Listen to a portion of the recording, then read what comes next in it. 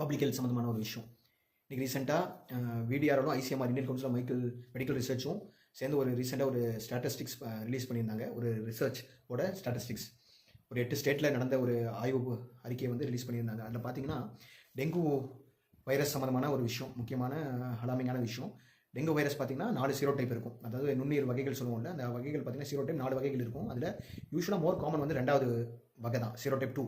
அதுதான் மோர் காமனாகவும் இருக்கும், அதே மாதிரி ரொம்ப விருலண்ட்டாகவும் இருக்கும். நிறையா ஸ்டேட்ஸில் நிறையா ஊரில் வந்து ஒரு எண்டமிக்காக டெங்கு இருக்கிற காரணமே அது முக்கியமான சீரோடைப் 2. அதனால் டெங்கு வேக்சின் கூட மோஸ்ட்லி டார்கெட் பண்ணுறது இந்த சீரோடைப் 2 தான் அவங்க டார்கெட் பண்ணியிருப்பாங்க. பட் இதில் ஒன்று முக்கியமான ரீசெண்ட் ஸ்டாட்டிஸ்டிக்ஸ் என்ன சொல்லுதுன்னா, ரீசெண்ட் ஆராய்ச்சிகள் என்ன சொல்லுதுன்னா, ஒன்று மட்டும் இல்லை, இந்த சீரோடைப் 2 மட்டும் கிடையாது, நிறைய இடத்துல, அதாவது ஒரு அப்ராக்சிமேட்டாக சொல்ல போனால் ஒரு 14 பேஷண்ட்டில் ஒரு பேஷண்ட்டுக்கு வந்து மோர் தென் 1 சீரோடைப், அதாவது ஒரு சீரோடைப், ஒரு 2 மட்டும் இல்லாமல் 1, 3, 4 ஏதோ ஒன்றும் கோ எக்ஸிஸ்டாக இருக்குது. அதாவது 2 சீரோடைப் இன்ஃபெக்ஷனாக இருக்குது. அதனால் அந்த இன்ஃபெக்ஷனோட அளவு வீரியம் வந்து ரொம்ப அதிகமாக இருக்குன்னு சொல்லியிருக்காங்க.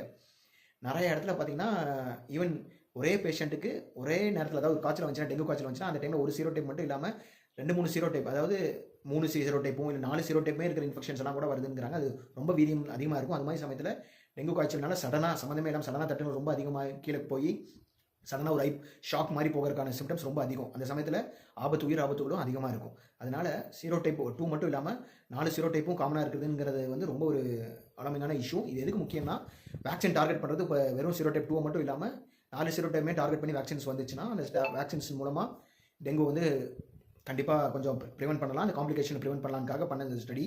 இதில் நம்மளுக்கு முக்கியமான விஷயம் என்னென்னா, டெங்குவோட வீரியத்தன்மை நிறையா ஸ்டேட்ஸில் நிறையா ஊரில் அதிகமாகிட்டு இருக்குங்க. அதனால் நம்ம வந்து மக்களாகிய நம்ம வந்து என்ன பண்ணணும், கண்டிப்பாக அவுட்டோரில், அதாவது வீட்டை விட்டு வெளியே வந்து ரொம்ப ஸ்டாக்னன்ட் வாட்டர் இல்லாத மாதிரி, தண்ணி தேங்கி இருக்கிற மாதிரி இல்லாமல் பார்த்துக்கணும். ஏன்னா அந்த வாட்டரில் தான் மஸ்கிட்டோ ப்ரீட் அதிகமாகும். டெங்கு வைரஸ் பரப்புற அந்த மஸ்கிட்டோஸ் வந்து அதிக ஈடஸ் மஸ்கிட்டோஸ்னு சொல்லுவோம். அது அதிகமாக ப்ரீட் ஆகிறது எங்கே இடம்னா ஸ்டாக்னன்ட் வாட்டர். அதனால் அதை அவாய்ட் பண்ணணும்.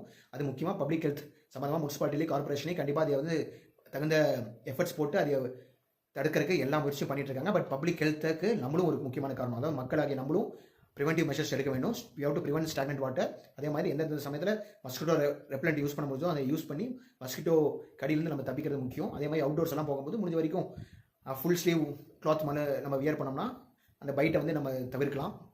அதே மாதிரி காய்ச்சல் வந்துச்சு, காரணம் என்னமா சடனாக ஒரு காய்ச்சல் வருது, ரொம்ப வீரியமாக இருக்குது, 1 or 2 டேஸில் நம்மளுக்கு கன்சர்வேட்டிவ் மெஷர்ஸில் சப்சைட் ஆகலைன்னா கண்டிப்பாக நீங்களே ஒரு செல்ஃப் மெடிக்கேட் பண்ணுறது, நீங்களே போய் மருந்து கடையில் போய் சும்மா மாத்திரைகள் வாங்கிட்டு 4-5 நாள் ஆகி ரொம்ப மோசமாகிறதோட ஆரம்பத்திலே 2-3 நாள்லேயே பிரச்சனைகள் அதிகமாக இருக்கும் பட்சத்தில் ஒரு மெடிக்கல் ப்ரொஃபஷனல் டாக்டர்ஸ் அணுகி தேவையான பிளட் டெஸ்ட்டை பண்ணி நீங்கள் கண்டுபிடிச்சிக்கிறது ரொம்ப நல்லது. ஏன்னா டெங்குவில் தட்டணுக்கள் ரொம்ப சடனாக குறைஞ்சிரும். ரொம்ப அதிகமாக குறையும் போது என்ன ஆகுனா, உராய்வுத்தன்மை வந்து ரொம்ப அதில் குறைஞ்சிரும். அதனால் சடன் ப்ளீடிங் ஏற்பட்டுரும். அந்த மாதிரி சமயத்தில் தான் ஷாக்குக்கெல்லாம் போடுது. சடனாக பிபி ரொம்ப குறைஞ்சி ஷாக்குக்கு போயிடுவாங்க. அதனால் whenever the fever doesn't subside within few days, you have to seek medical help. இது மாதிரி பண்ணோம்னா கண்டிப்பாக இந்த டெங்கு பிரச்சனை வந்து நம்மளும் தவிர்த்துக்கலாம்.